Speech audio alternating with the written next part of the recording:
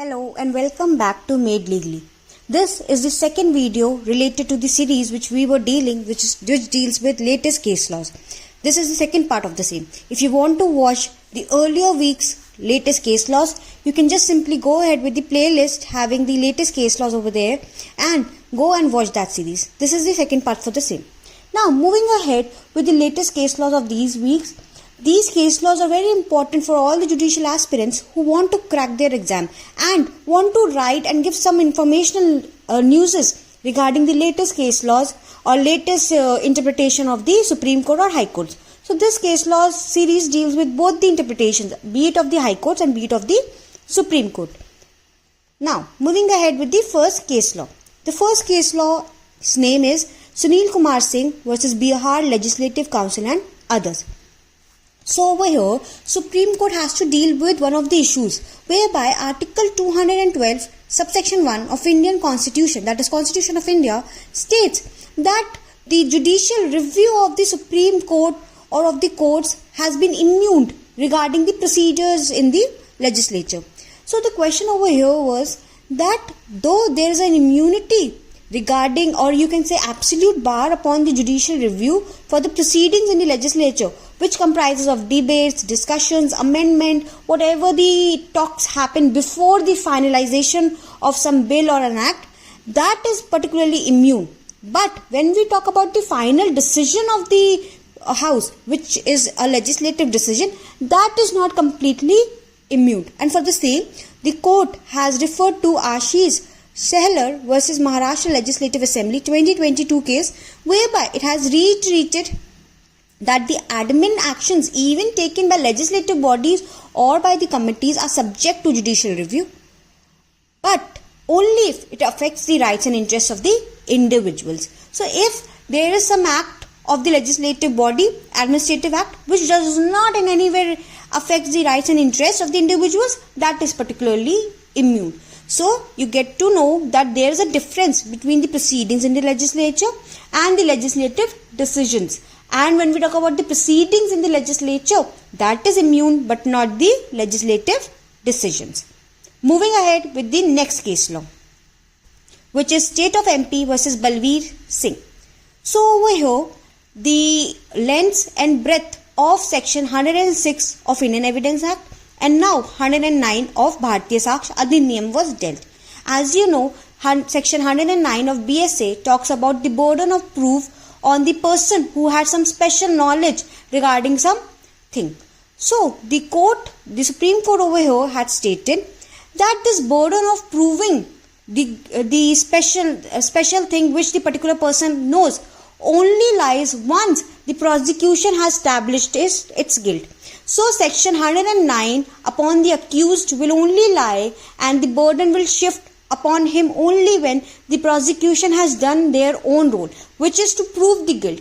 If there is a failure upon the prosecution to prove the guilt, then there is no shifting of burden upon the accused to prove his innocence. Section 109 works only to negate the prosecution evidence and in no other way. So once the prosecution fails in establishing the accused guilt, there is no right with which the prosecution can claim that section 106 or 109 for the same matter should work, and the accused has to prove the things. Further, the court has stated that 109 should be used in criminal cases with care and caution and cannot be invoked to make up the inability of the prosecution to produce evidence. So it is upon the prosecution firstly to prove the guilt, and then only the burden shifts under 109 to the accused to prove the special things which he himself knows about the same. Moving ahead with the next case law, which is Radhika Agarwal versus Union of India.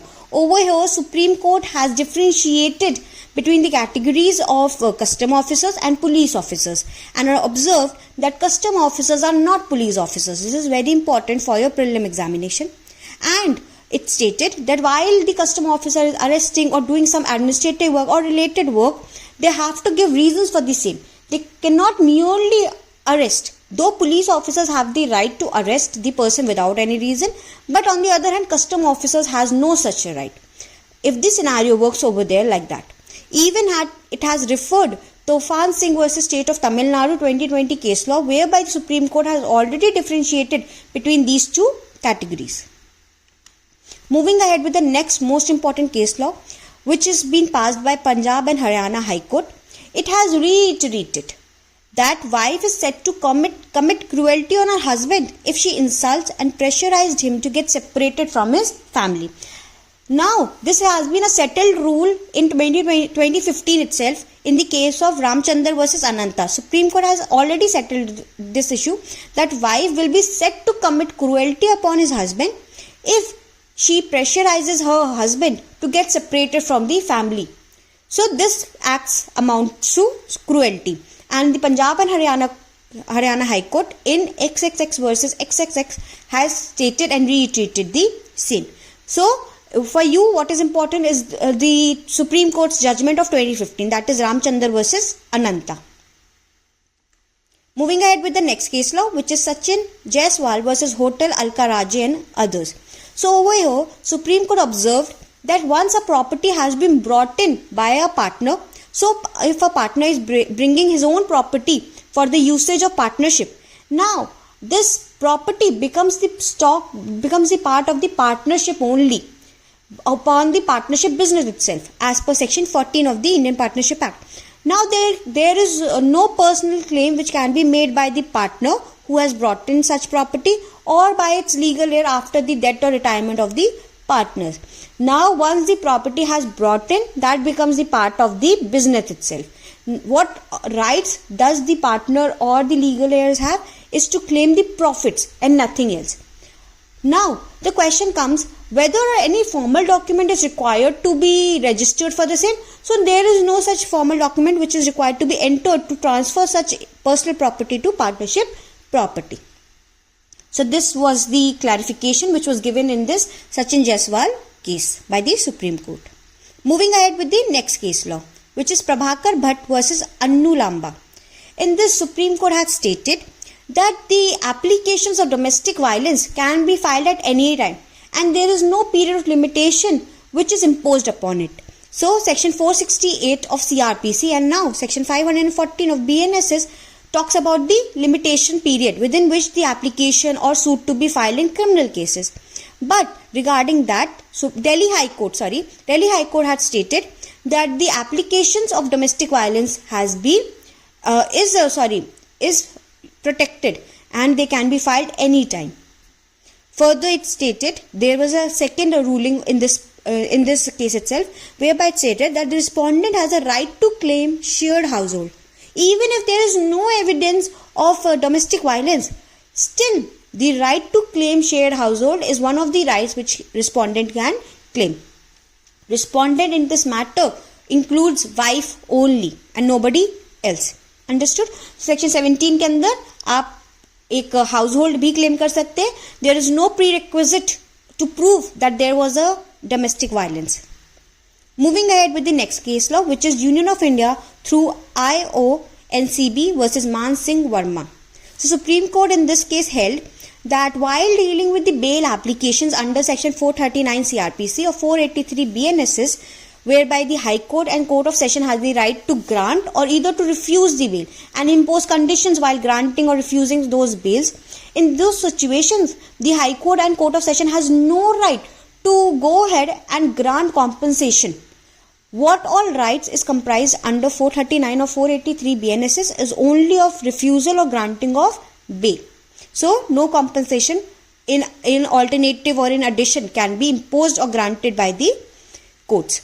So, this is what was held by Supreme Court in this particular case.